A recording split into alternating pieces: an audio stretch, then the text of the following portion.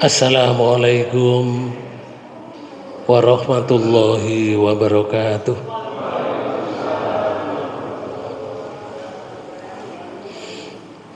Bismillahirrahmanirrahim. Alhamdulillahi rabbil alamin.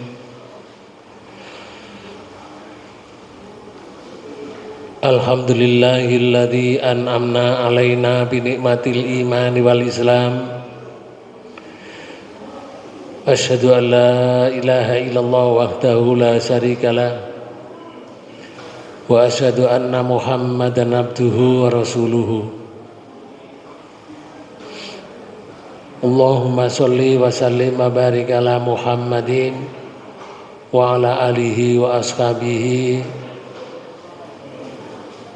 wa sahbihi ajmain. Qala Allah Ta'ala fi kitabihil karim. A'udzu billahi minasyaitonir rajim. Wa numakkina lahum fil ardi wa nuriya fir'auna wa hamana wa junudahuma minhum ma kanu yahdarun. Wa auhayna ila ummi Musa an ardi'ihi fa idza khifti alaihi fa alqihi fil yammi wa la takhafi wa la tahzani inna radduhu ilaik wa ja'iluhu minal mursalin. Shadaqallahul adzim. Hadirin hadirat Bapak Ibu yang dirahmati Allah, alhamdulillah kita saat ini ditakdirkan Allah kita semuanya dalam keadaan sehat walafiat. Mudah-mudahan langkah kita semuanya menjadi amal ibadah yang membawa kita nanti mendapat pahala yang besar, yaitu surganya Allah. Bapak Ibu saudara sekalian, kita lanjutkan kajian kita di surat Al-Qasas surat 28 di ayat 5 dan ayat 6. Mudah-mudahan nanti dua ayat ini bisa dijelaskan ya. Di ayat 5 Allah menyatakan wa nuridu an namunna 'alal ladzina stud'ifu fil ardi wa naj'alahum a'immatan wa naj'alahumul warisin. Sampai terjemahkan. Dan kami hendak memberi karunia kepada orang-orang yang tertindas di bumi Mesir itu,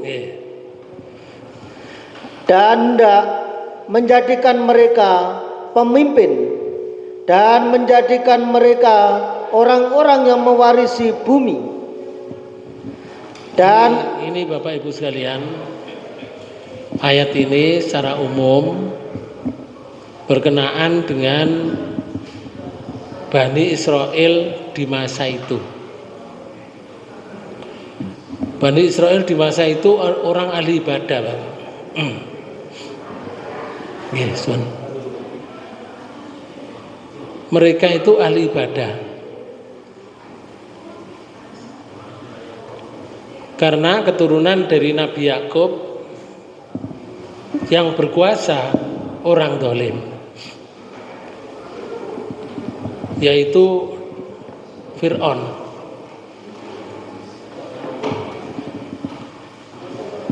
Mereka orang-orang Bani Israel bukan Yahudi loh ya, Bani Israel. Nggih. Mereka orang-orang Bani Israel di waktu itu ditindas dalam masa yang lama. Tapi mereka sabar, ibadahnya tetap beribadah kepada Allah. Maka dijanji oleh Allah, janjinya adalah menjadikan mereka pemimpin. Yang pertama, memberi kurnia, karena mereka tertindas. Terus yang kedua, menjadikan mereka pemimpin. Dan yang ketiga, dijanji oleh Allah, mereka akan mewarisi bumi. Artinya bukan bumi seluruh dunia, enggak. Yang dimaksud bumi di sini adalah daerah sebelah menyebelah dari Palestina. Bapak Ibu saudara sekalian, di ayat ini janji Allah kepada orang yang tertindas, siapapun ini. Orang itu kalau ditindas itu sama dengan depeneng ini, sama dengan pir, pir itu Pak Bu, pir itu kalau dipenek ini, semakin dipenek, semakin ditekan ke bawah, kekuatannya gimana? Semakin keras. Lepasnya itu dilepas Pak Bu. Ya, naiknya tinggi. Semua orang umum ini.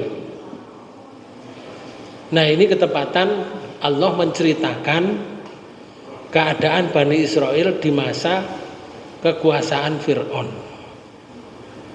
Karena ditekan, anak itu pateni, sing lanang gak oleh jadi pegawai, dia harus kerja keras, pegawai kasaran, dan hina di satu negara itu. Karena Fir'aun berkuasa dengan tangan besi. Di dalam tafsirnya Ibnu Katsir itu disebutkan di ayat 5 ini, Allah menyatakan kehendaknya untuk menolong orang-orang yang dilemahkan, namanya tud'ifu, istud'ifu, orang yang dilemahkan di bumi. Artinya begini, mereka yang tertindas, teraniaya atau dalam kondisi lemah, itu ditolong oleh Allah kalau sabar. Sabar Bapak, kalimatnya sabar. Allah ingin menjadikan mereka pemimpin, a'immatan, dan menjadi pewaris dalam ayat tadi. Bukan hanya dalam arti materi pewaris itu, atau dunia semata, bukan. Tetapi juga dalam arti memberikan posisi, memberikan tugas, dan warisan hak dalam kehidupan dan dakwah. Jadi nanti akan mewarisi tidak hanya seperti dunia saja, tapi akan diberi posisi oleh Allah, diberi tugas karena tertindas. Ini diceritakan jadi contoh untuk kita semuanya. Makanya doanya orang yang didolimi itu Pak Bu, terdolimi, itu doanya diperhatikan oleh Allah.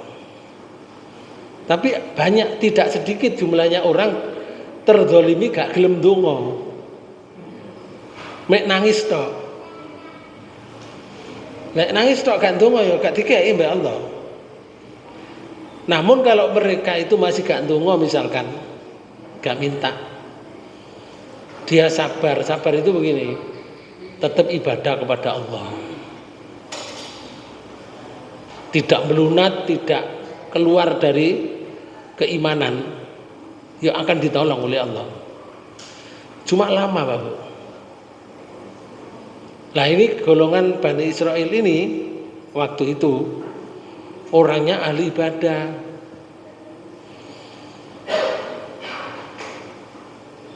makna lebih besar kalau tadi dunia, bahwa keadilan Allah akan terlaksana, bahwa yang lemah tidak selamanya akan berada di bawah, jadi bisa naik gitu. Yang lemah itu tidak selalu di bawah. Hidup itu kan seperti roda, kadang nak lukur, kadang nak nisar, kadang nak iringan, begitu. Itulah namanya ujian. Karena itu kalau hidup di dunia jangan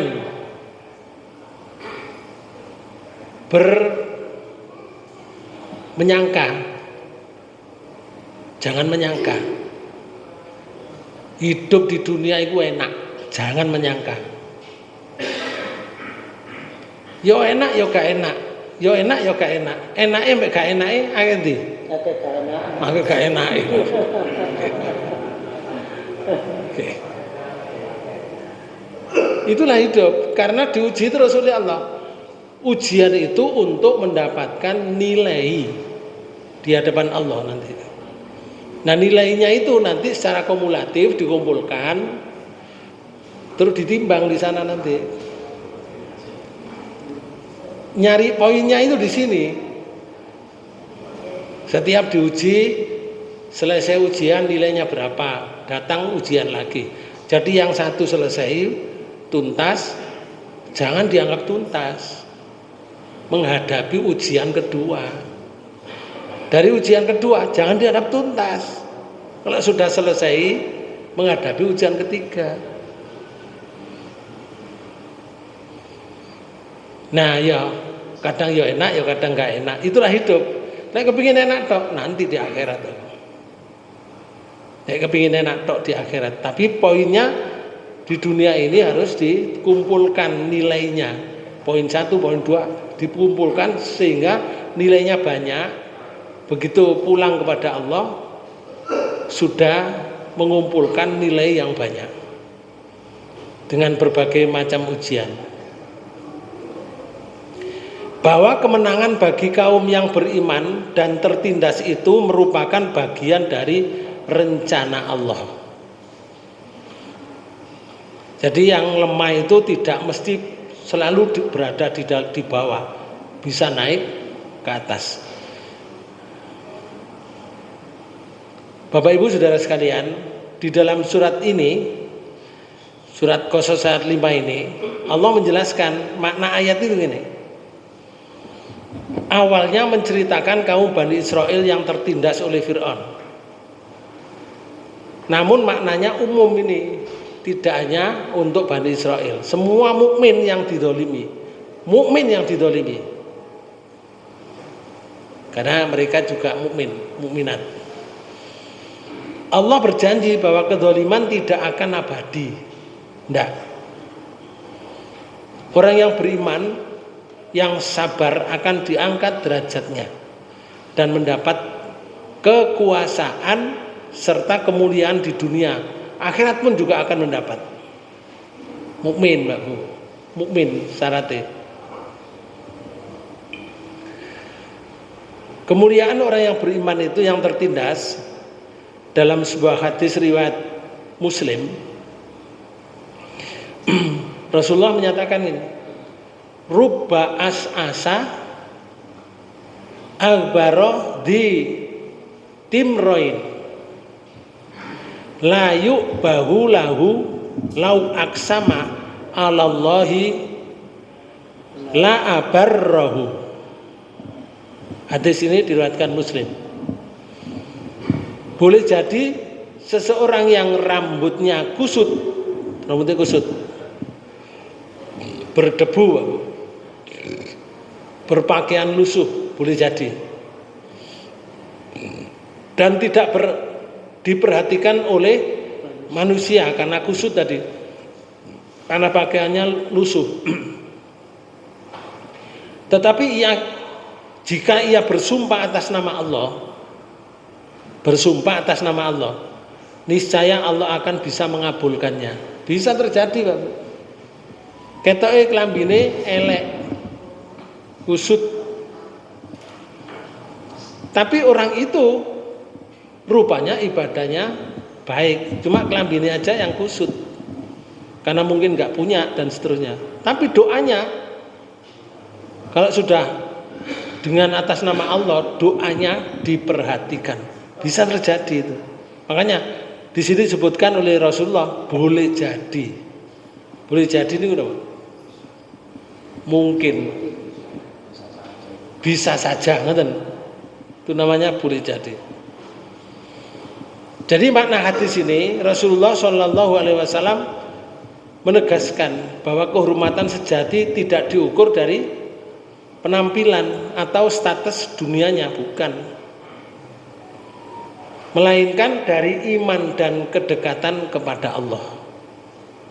Makanya kita tidak boleh, Pak Bu, duduk ambek kancane ini kelambine apik, kancane kelambine elek, terus hatine muni ngene, oh api anakku, sugihan aku ketimbang arek iki. Pak Bu, itu sudah sombong, gak boleh. Ada hadis Rasulullah menyatakan, la yadkhulul jannah, tidaklah orang itu akan masuk surga, tidak akan masuk surga. Mangka nafi qalbihi, siapa saja yang orang yang di dalam hatinya misqala dzarratin minal kibri, ada sebutir atau sebiji sawi dari kibir, sombong, dari sombong. Karena iblis itu merasa dirinya lebih baik dari Adam di neraka loh, Pak, iblis itu.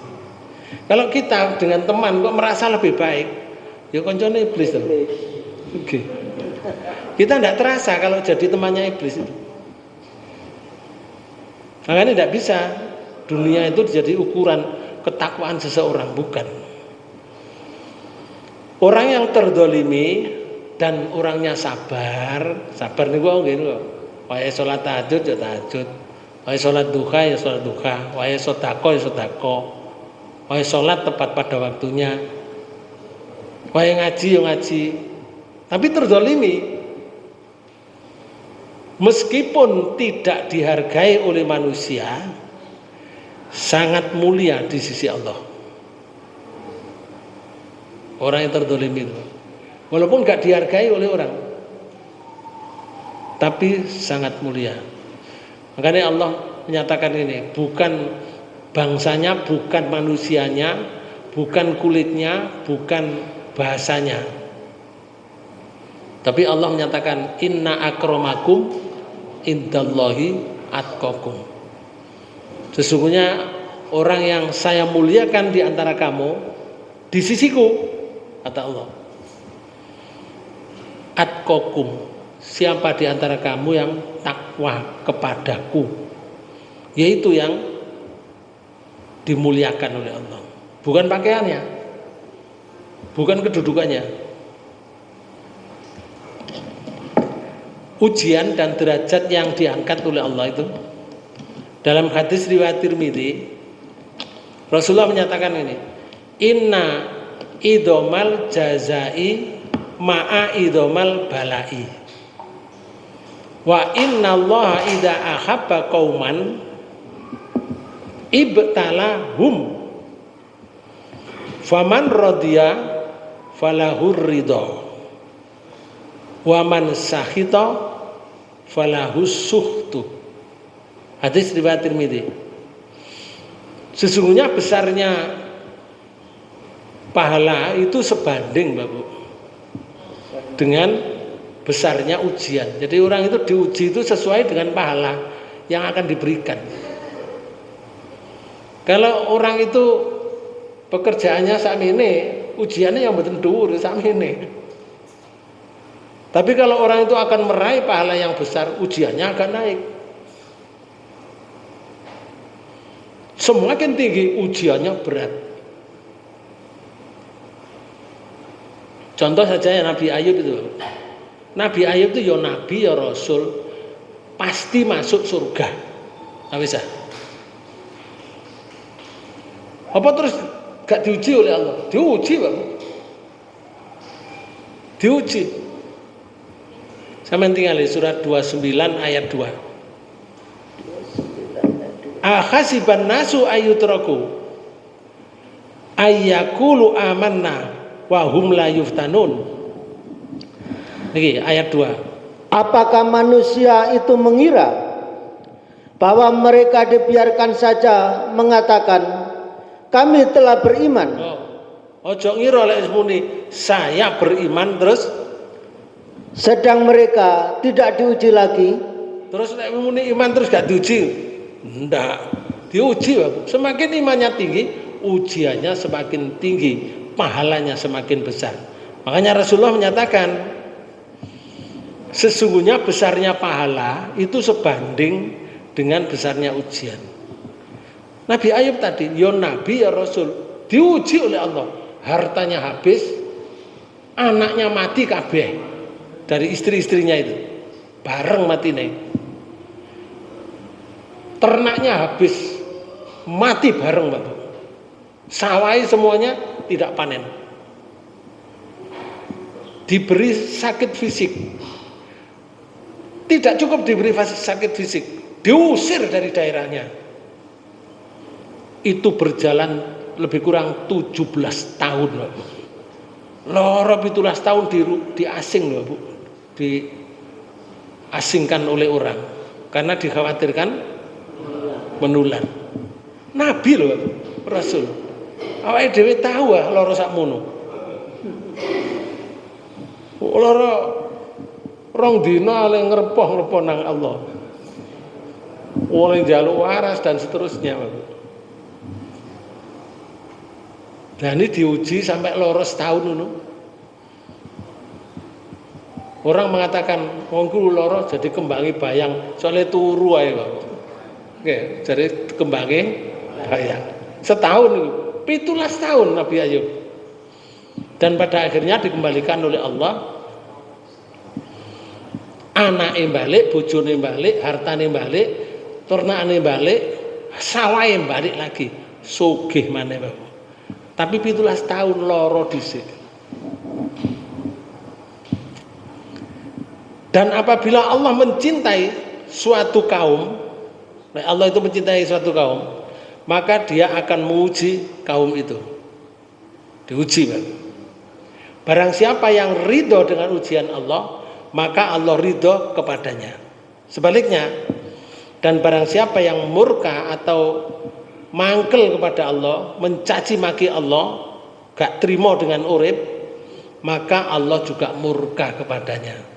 Gak oleh nilai, Bapak. Diuji lo meso-meso ae. Ono diuji meso-meso ae. Jengkel malah awak tuh gak waras-waras gitu. Ngene kok salat, mosok iso aku tambah muring-muring, Bapak. Allah itu gak adil ngono barang, Bapak. Allah itu maha adil, bisa diarani gak adil. Iku gak tahu salat, gak tahu loro. Aku melok salat loro ae. Ono sing ngoten, Bapak. Niku Allah gak ridho. Allah murka kepadanya. Kadang dia gak terasa. Urip koyo ngene rek. Sing direk-rek lho sapa? Sing gawe urip sapa? Bisa jadi ngerek-ngerek Allah itu. Yeah. Kadang-kadang dia nggak terasa menyatakan pada dirinya, kebiyen urip koyo telek ngene. Kanca-kancaku wis duwe omah wis sembarang iso nyambut gawe sarana. Anake sukses kabeh, awak koyo ngene. Pancet ae. Pancen katutan balung kiri wae awak iki. Saking jengkele karo awake. Gak oleh Pak Bu ngomong ngoten iki. Ridho niku nrimo dari Allah. Memang ini ujian dari Allah. Dilaksanakan aja, dikerjakan wae. Dikei ngene, ya wis, ya Allah, Engkau telah menguji aku. Biarlah badan saya, misalkan kalau ujian sakit Pak Bu, biarlah badan saya yang sakit. Tapi iman saya tidak akan sakit karena aku adalah hambamu yang wajib untuk beribadah kepadamu. Itu kalau ujian sakit. Kan orang diuji kan macam-macam Pak. Ono sing diuji materi. Nggih. Ono sing diuji rumah tangga. Semuanya harus dikembalikan ke Allah. Kalau dikembalikan ke Allah, mudah nanti diberi jalan keluar. Sakpira ujiannya, pokoknya wong takwa diberi jalan keluar. Contoh di surat 65 di ayat 2. Nih Pak.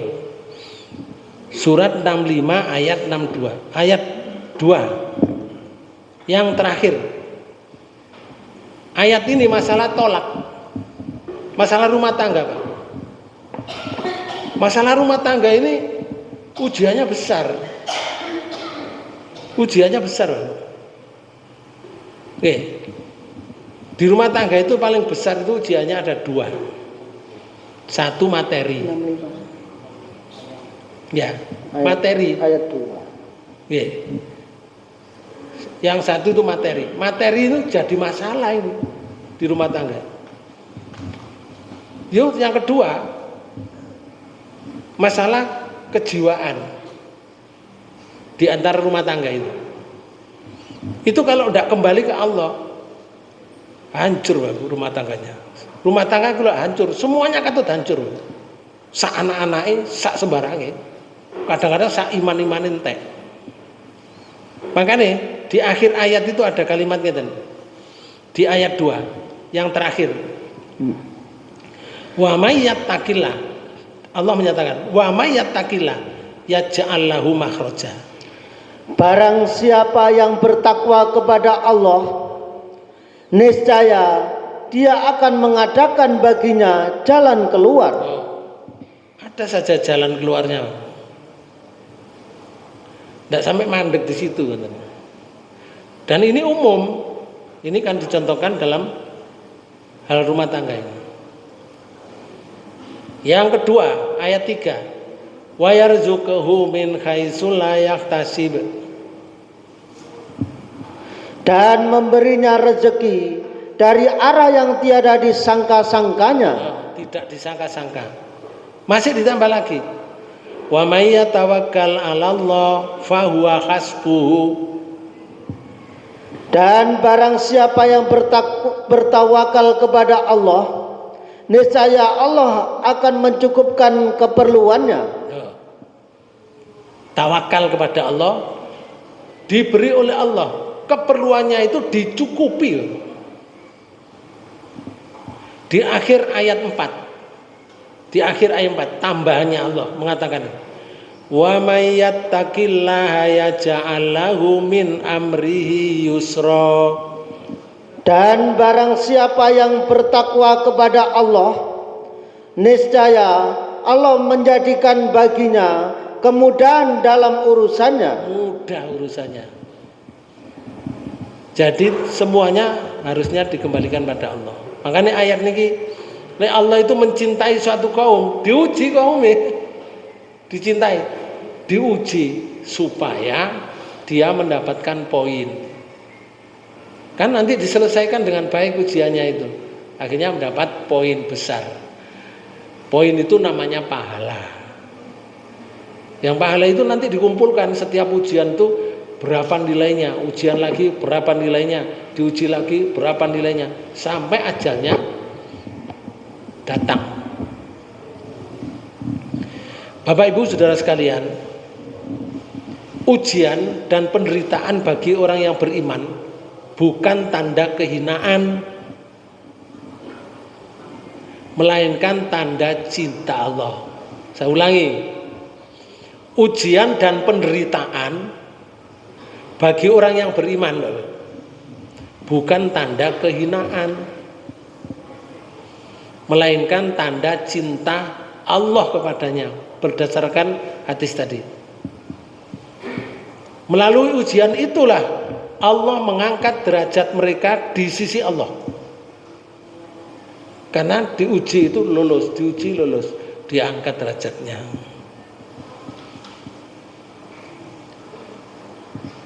Makanya seperti Nabi Ayub tadi, endingnya apa? Allah menyatakan Ayub adalah hamba. Abdun itu, hamba. Abdun itu tidak semua orang dipanggil abdun oleh Allah. Kalau orang itu menghamba kepada Allah itu baru abdun. Rasulullah itu abdun, Bu. Panggilannya dipanggil oleh Al-Abdun. Di surat 17 panjenengan tulisannya.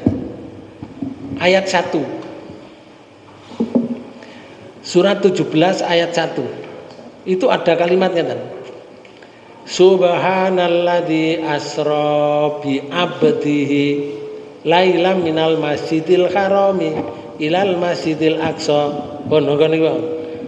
Maha suci Allah yang telah memperjalankan hambanya pada suatu malam dari Al-Masjidil Haram ke Al-Masjidil Aqsa. Di sini disebut hamba Allah. Hambanya abdun, Bang. Bukan ngeten. Sing diperjalankan ini siapa sih? Rasulullah. Nabi Muhammad kan? Jenenge sinten?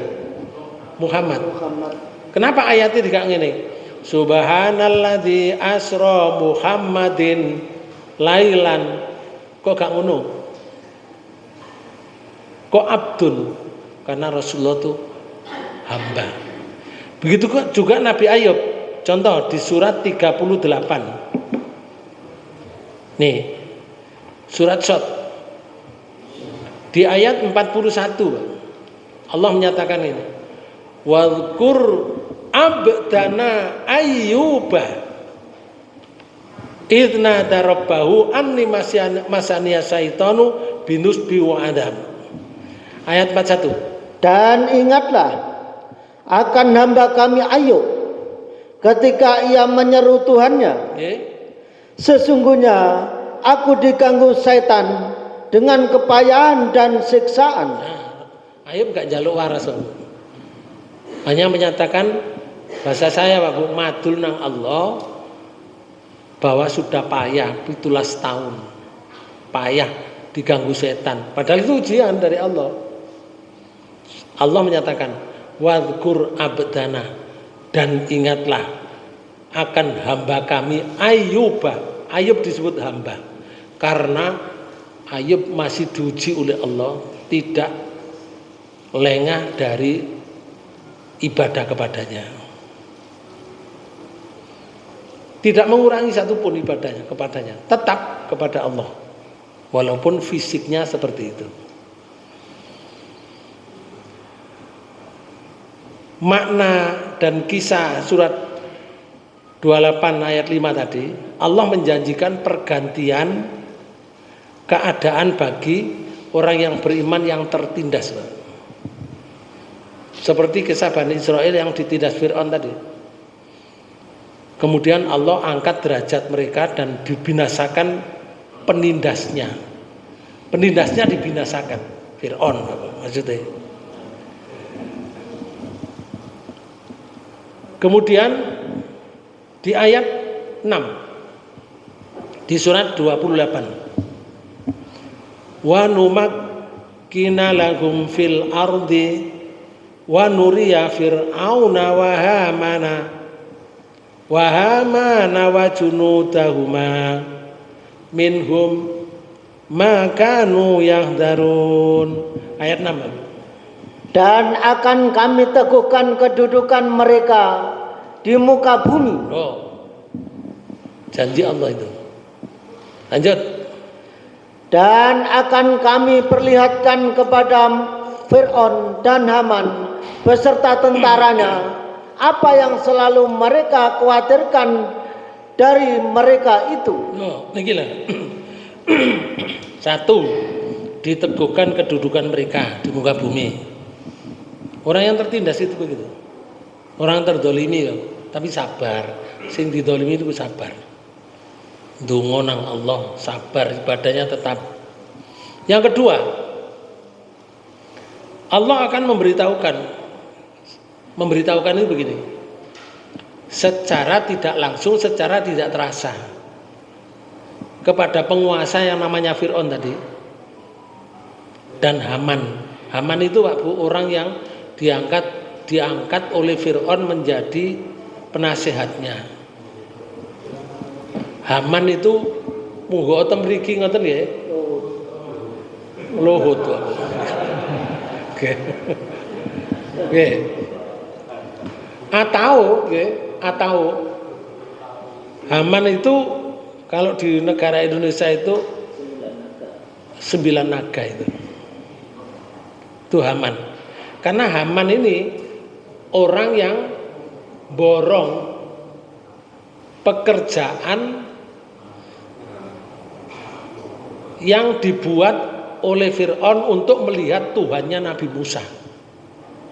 Piramid Pak Bu, gaya piramid. Setinggi itu piramidnya. Iku sing bangun Haman. Sekaligus Haman itu dua pekerjaan menteri juga. Ya menteri ya penasehat, makanya kayak Luhut. Ya menteri ya penasehat, ya statusnya kayak 9 naga itu. Diperlihatkan oleh Allah. Nah, bagaimana cara memperlihatkan? Di ayat ini disebutkan memberi kekuasaan kepada mereka di bumi, numakkinu lahum fil ard. Ini menunjukkan bahwa setelah penindasan akan ada pemulihan. Jadi kalau ditindas dipulihkan oleh Allah, dibangkitkan kayak pir itu. Pir itu kalau dipegas itu kalau ditekan, semakin tekanannya kuat, naiknya semakin keras. Dan keberdayaan bagi mereka. Memperlihatkan kepada Fir'aun dan Haman dalam ayat itu tadi dan pasukannya, dari mereka apa yang mereka takutkan. Kan takut, Fir'aun takut, Haman takut, pasukan takut, oleh ono wong sing lahir lanang itu nanti akan menggantikan atau menghancurkan kerajaan. Itu yang ditakutkan. Ini merujuk pada bagaimana orang teraniaya akhirnya menjadi sebab ketakutan bagi orang yang dolim. Fir'aun dan Haman adalah simbol kezaliman dan kesewenang-wenangan di masa itu. Dan Fir'aun ya ono temenan, Haman ya ono temenan. Intinya begini ya, Allah memperingatkan bahwa penindasan tidak akan abadi. Orang yang ditekan itu tidak selamanya ditekan, tidak selamanya di bawah. Maksud saya, orang yang ditekan tidak selamanya di bawah. Pada suatu ketika dia naik ke atas.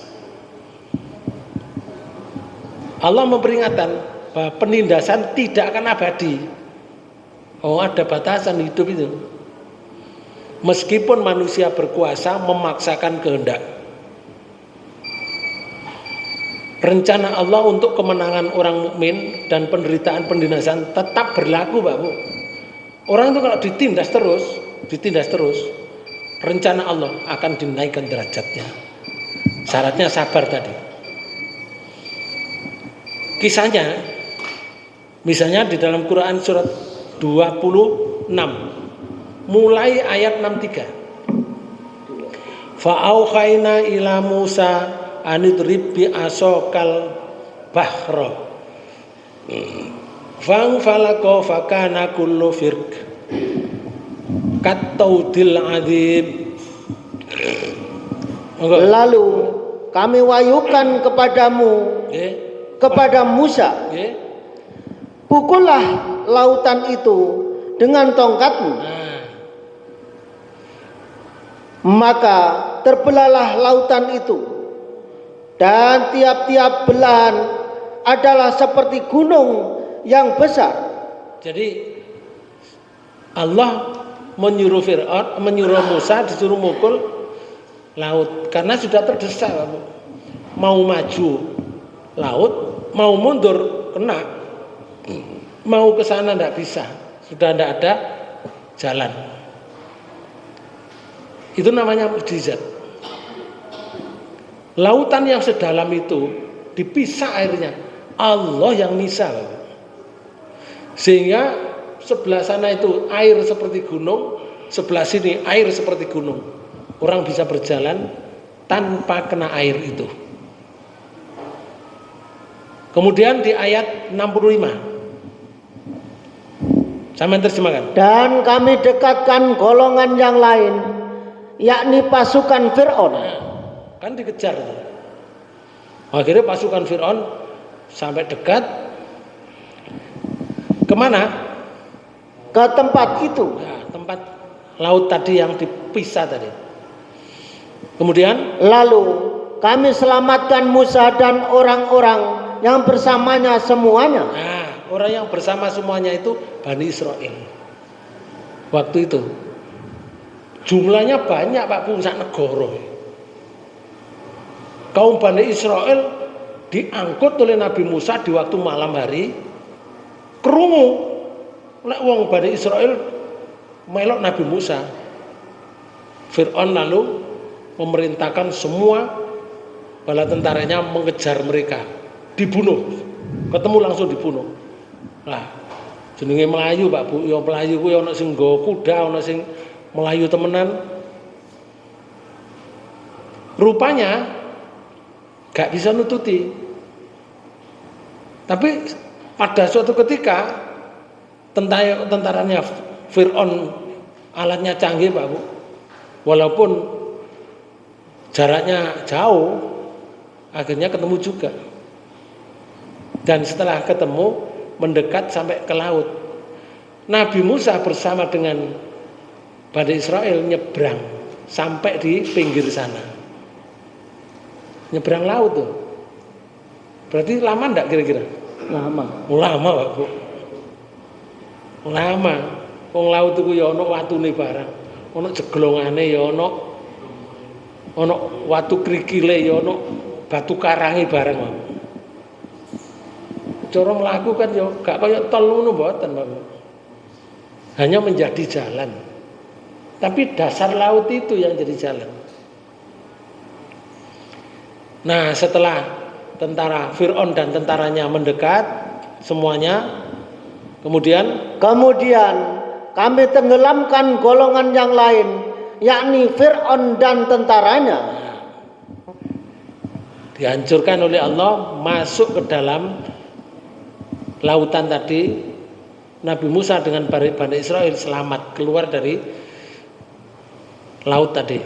Ayat 67 dan 68. Sesungguhnya pada yang demikian itu terdapat tanda kekuasaan Allah. Okay. Tetapi kebanyakan mereka tidak beriman. Terus? Dan sesungguhnya Tuhanmu benar-benar Maha Perkasa lagi Maha Penyayang. Ini kisahnya Fir'aun yang ditenggelamkan. Ketika Fir'aun dan tentaranya mengejar Musa dan Bani Israel hingga ke tepi Laut Merah, Bani Israel ketakutan dan berkata, Bani Israel berkata pada Musa, sesungguhnya kita ini pasti tersusul. Itu. Kita tersusul, mati kita. Tapi Musa menjawab begini, kalla innama iya rabbi sayahdin. Sekali-kali tidak. Sesungguhnya Tuhanku bersamaku. Nah, jawaban Nabi Musa ngaten. Terus Dia akan memberi petunjuk kepadaku. Bapak Ibu sekalian, kalau orang itu tidak beriman, gak iso ngomong ini. Gak iso ngomong Tuhan bersama saya, Tuhan bersama aku. Saya akan mendapat petunjuk dari Tuhan. Kalau orang itu nggak beriman, nggak iso ngomong ini, Bang. Padahal guru ono petunjuk waktu itu. Yang ada itu laut, nok ngguri ono tentara, katene mateni. Makanya lek ndonga niku, Pak Bu, kalau berdoa itu ada syarat. Syarat doa diterima oleh Allah. Surat 2, panjenengan bersani. Surat 2 ayat 186. Ini ada syaratnya. Ini pelajaran untuk kita, Pak. Ayat 186.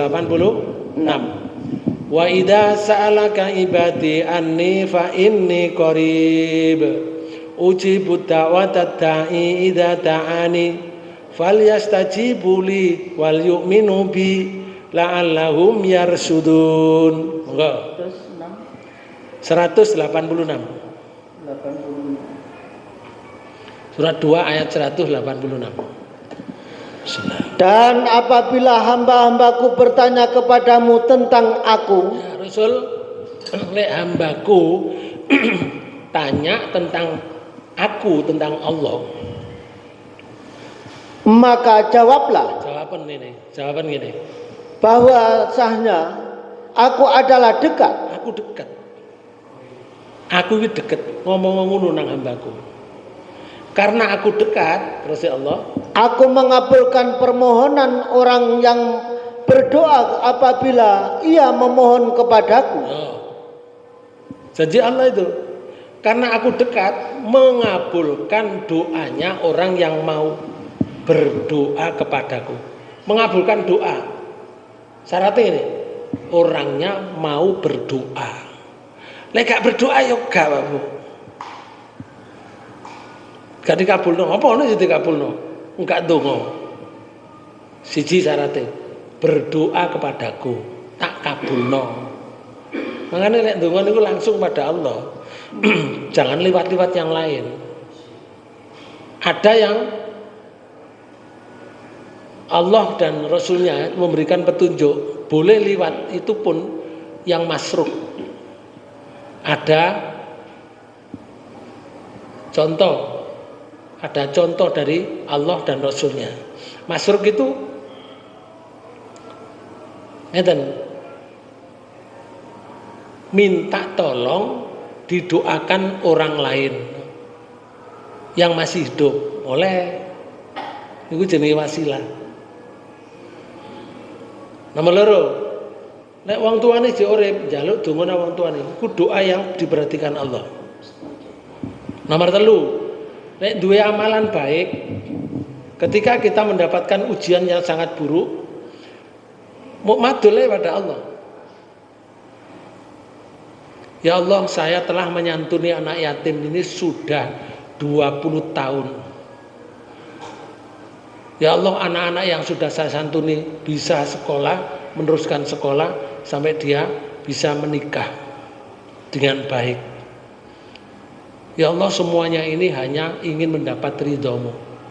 Kalau itu perbuatan saya baik, ya Allah, tolonglah, keluarkanlah aku dari kesusahan yang membelit di rumah tangga ini.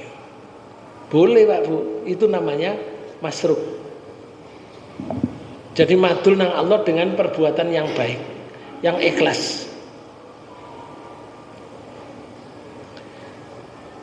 Terus kalau ketemu Nabi, Nabinya jek urip, minta tolong pada Nabi untuk didoakan, maka doanya itu masruk, artinya minta tolong pada orang yang masih hidup. Salaba itu dulu gak duwe, Pak Bu, miskin. Barang jaluk ditolong, jaluk tolong nang Rasulullah, minta didoakan. Balak-balik dikandani karo Rasulullah, Salaba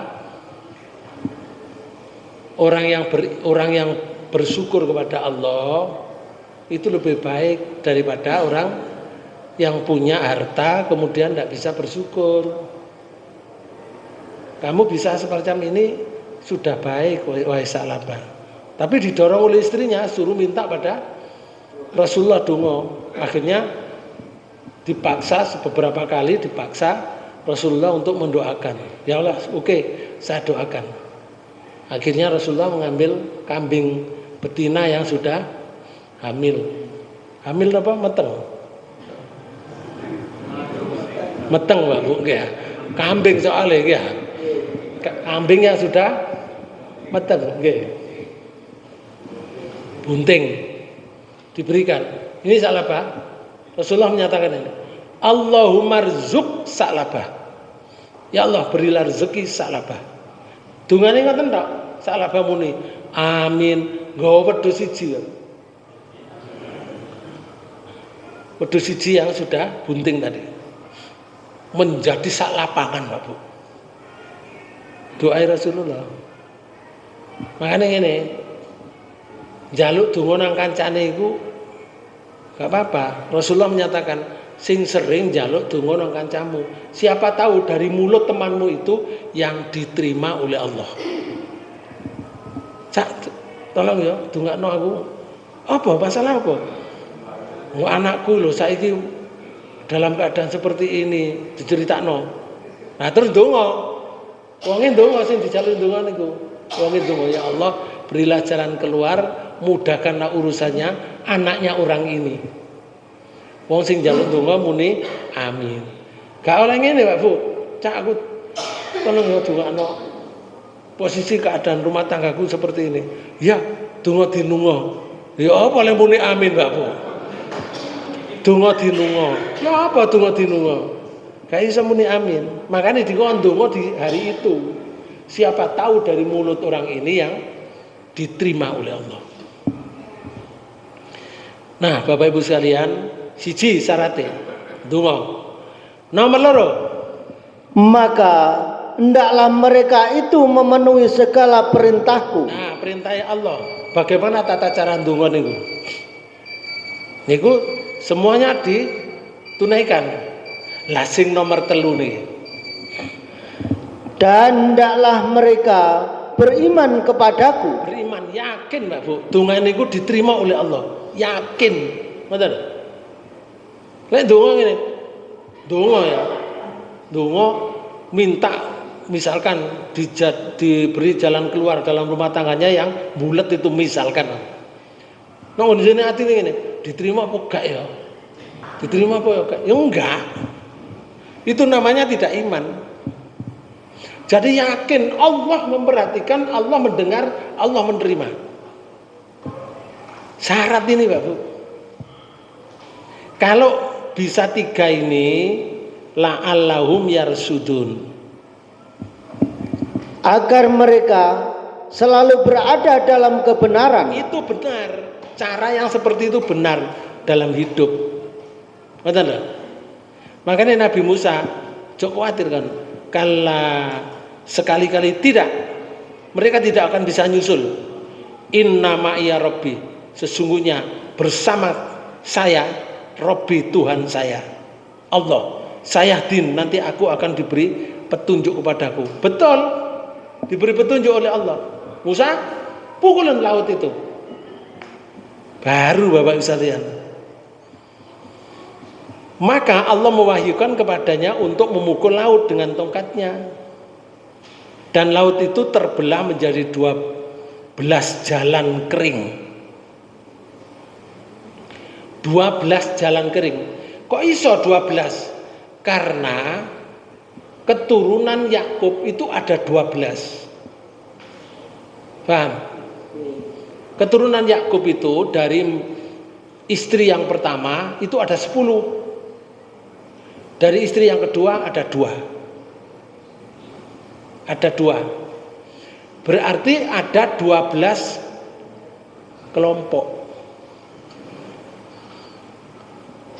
Sehingga laut itu terpecah menjadi 12, terbelah menjadi 12 jalan kering. Jadi gak desekan aku. Tiap jalan seperti gunung air di kanan kiri. Dan kaumnya menyeberang dengan selamat. Sedangkan Fir'aun dan tentaranya tenggelam ketika berusaha mengikuti mereka ketika masuk. sampai sudah keluar dari lautan, itu mereka juga minta kepada Nabi Musa, minta air. Karena minta air, Nabi Musa berdoa kepada Allah, umat saya minta air ya Allah. Minta air karena mereka air satu ini tidak cukup. Akhirnya minta air. Maka Allah perintah, sebagaimana di surat 2 di ayat 61, Allah menyatakan begini, A'udzubillahi minasyaitonirrajim. Wa idistasqa Musa. Oh ini ayat 60. Wa idistasqa Musa liqaumihi faqul nadrib bi'asokal hajar. Fang fajarat min husnata asrota aina. Qad alima kullu unasim masrabahum. Kulu wasrabu mir rizqillah wala ta'sau fil ardi mufsidin. Dan ingatlah ketika Musa memohon air untuk kaumnya, lalu kami berfirman. Nah, Allah berfirman, Musa, kau nak gotong kata, kau gotong kata. Allah berfirman dia tadi, pukullah batu itu dengan tongkatmu. Batu besar dipukul mana? Ceret, mengenut. Sapiro kekuatannya Nabi Musa. Yang penting syaratnya dipukul. Iya, disuruh mukul, syaratnya dilaksanakan.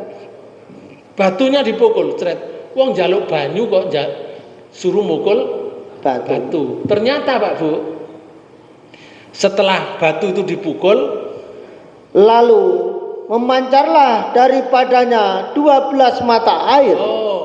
12 mata air, sono siji, sampai 12 Pak. 12. Nah, ada 12 suku dari keturunan Bani Israel yang dibawa Nabi Musa tadi. Allah menyatakan gini, sungguh tiap-tiap suku telah mengetahui tempat minumnya masing-masing. Akhirnya suku pertama nggone nang kono, suku kedua nang kono. Sampai 12 itu pisah. Mereka mencetak keturunan masing-masing. Ya, tambah banyak Pak Bu. Tidak menjadi satu desa saja, berdesa-desa, berkecamatan-kecamatan. Karena mereka terus punya anak pinak di situ. Jumlahnya banyak waktu itu. Nah, Bapak Ibu sekalian, menjadi 12 tadi mereka bisa minum dari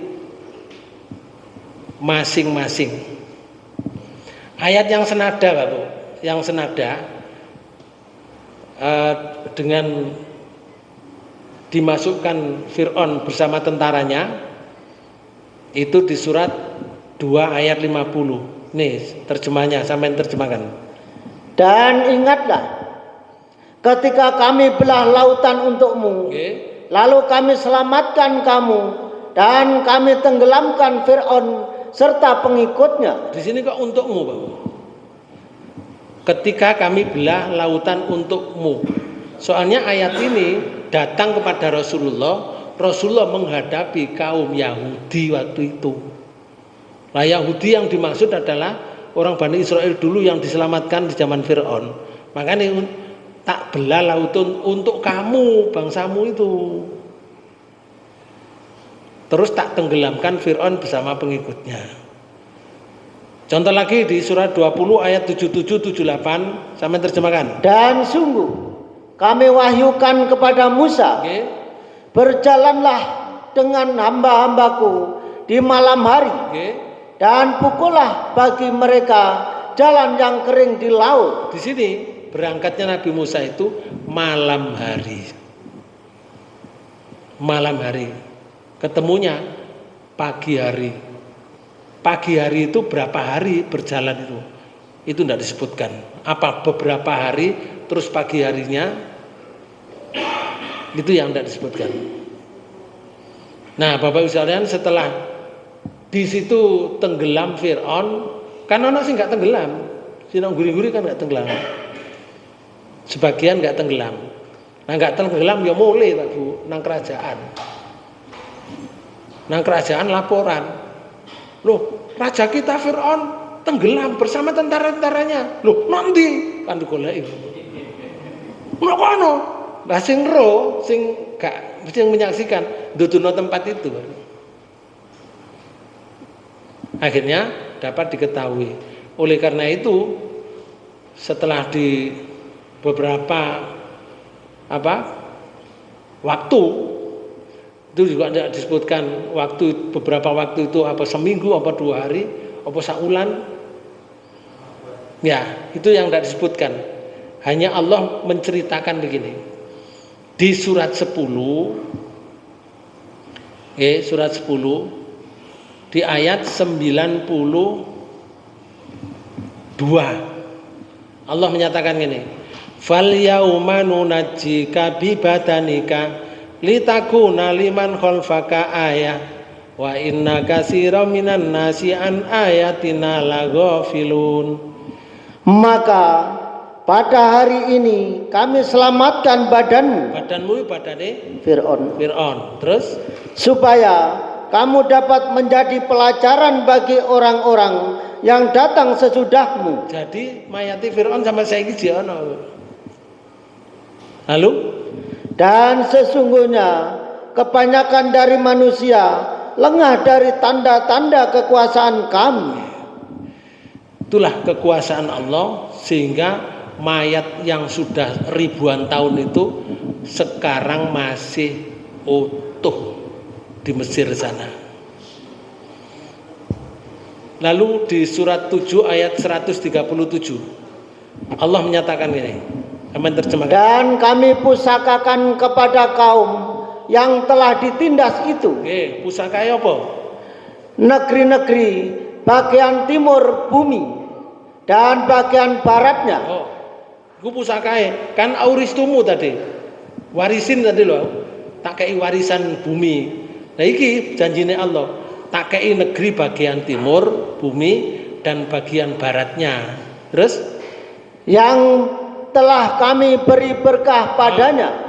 Tanah itu diberkahi oleh Allah, berkah memang, subur. Terus dan telah sempurnalah perkataan Tuhanmu yang baik sebagai janji untuk Bani Israel. Untuk Bani Israel. Terus disebabkan kesabaran mereka. Dan kami hancurkan apa yang telah dibuat Fir'aun dan kaumnya dan apa yang telah dibangun mereka. Di sini disebutkan untuk Bani Israel disebabkan kesabaran mereka. Karena sabar itu diganti oleh Allah. Kon tak kai warisin, tak kai warisan. Warisan negeri-negeri bagian timur, bagian barat. Bagian timur, bagian barat itu makna ayat ini secara umum, Pak Bu. Menjelaskan tentang kemenangan dan kebebasan Bani Israel setelah sekian lama ditindas oleh Fir'aun. Setelah Fir'aun dan tentaranya ditenggelamkan, selesai kan? Ya, di laut Allah memberikan tanah dan negeri yang luas kepada Bani Israel sebagai warisan. Tanah yang dimaksud menurut Ibnu Katsir, yang dimaksud adalah tanah-tanah di wilayah Sam. Wilayah Sam itu Palestina, Suriah, dan sekitarnya. Itu bagian timur bumi, bagian barat. Bukan semua bumi. Yang dimaksud di sini Palestina, Suriah, dan sekitarnya. Daerah yang diberkahi oleh Allah karena kesuburan. Subur tenanya. Dan keberkahan para nabi yang pernah tinggal di sana. Nabi-nabi dulu tuh banyak. Ibrahim ya no kuno, Nabi Isa ya no kuno. Ibnu Katsir menyatakan begini, yaitu negeri-negeri Sam yang telah diberkahi Allah karena kesuburan tanahnya dan karena ia menjadi tempat tinggal para nabi dan para rasul. Itu makna frasanya Di tafsirnya As-Sadi itu disebutkan Allah menjadikan mereka pewaris negeri-negeri bagian timur dan barat, tanah yang diberkahi. Itu maksudnya gini, negeri Sam, bodoh ya. Keterangan ini sama. Ini sebagai bentuk karunia Allah yang setelah mereka bersabar atas ujian dan kedaliman yang mereka alami sekian tahun lamanya itu. Bapak Ibu Saudara sekalian, makna berkah di sini. Allati barokna fiha, yang telah kami berkahi. Itu kalau di dalam Quran surat Al-Isra tadi kan disebutkan subhanalladzi asra bi abdihi laila minal masjidil haram ilal masjidil aqsa alladzi barokna haulahu. Ya. Barokna haulahu, diberkahi sekitarnya. Dari Masjidil Haram ke Masjidil Aqsa, baroknya haulahu, yang diberkahi sekitarnya. Yang dimaksud negeri yang diberkahi ialah Baitul Maqdis dan sekitarnya, tempat turunnya banyak para nabi dan rasul serta negeri yang subur dengan air dan tanaman.